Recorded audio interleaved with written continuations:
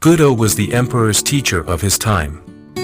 Nevertheless, he used to travel alone as a wander-ing mendicant.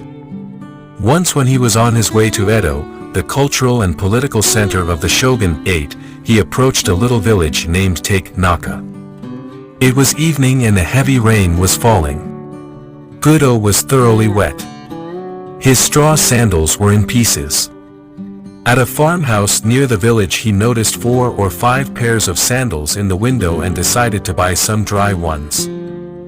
The woman who offered him the sandals, seeing how wet he was, invited him to remain for the night in her home. Gudo accepted, thanking her.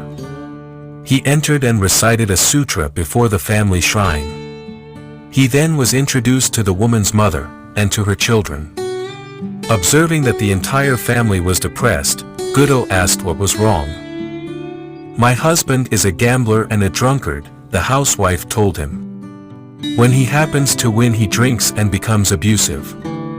When he loses he borrows money from others. Sometimes when he becomes thoroughly drunk he does not come home at all. What can I do?" "I will help him," said Gudo. "Here is some money. Get me a gallon of fine wine and something good to eat. Then you may retire. I will meditate before the shrine." When the man of the house returned about midnight, quite drunk, he bellowed, "Hey, wife, I am home. Have you something for me to eat?" "I have something for you," said Gudo. "I happened to be caught in the rain and your wife kindly asked me to remain here for the night. In return I have bought some wine and fish, so you might as well have them." The man was delighted. He drank the wine at once and laid himself down on the floor. Gudo sat in meditation beside him. In the morning when the husband awoke he had forgotten about the previous night. "Who are you? Where do you come from?" he asked Gudo, who still was meditating. "I am Gudo of Kyoto and I am going on to Edo," replied the Zen master. The man was utterly ashamed. He apologized profusely to the teacher of his emperor. Gudo smiled. "Everything in this life is impermanent," he explained. "Life is very brief. If you keep on gambling and drinking, you will have no time left to accomplish anything else, and you will cause your family to suffer too." The perception of the husband awoke as if from a dream. "You are right," he declared.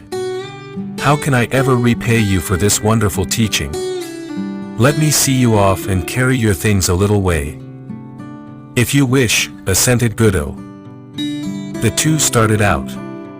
After they had gone 3 miles Gudo told him to return. "Just another 5 miles, he begged Gudo. They continued on. "You may return now," suggested Gudo. After another 10 miles, the man replied. "Return now," said Gudo, when the 10 miles had been passed. "I am going to follow you all the rest of my life," declared the man.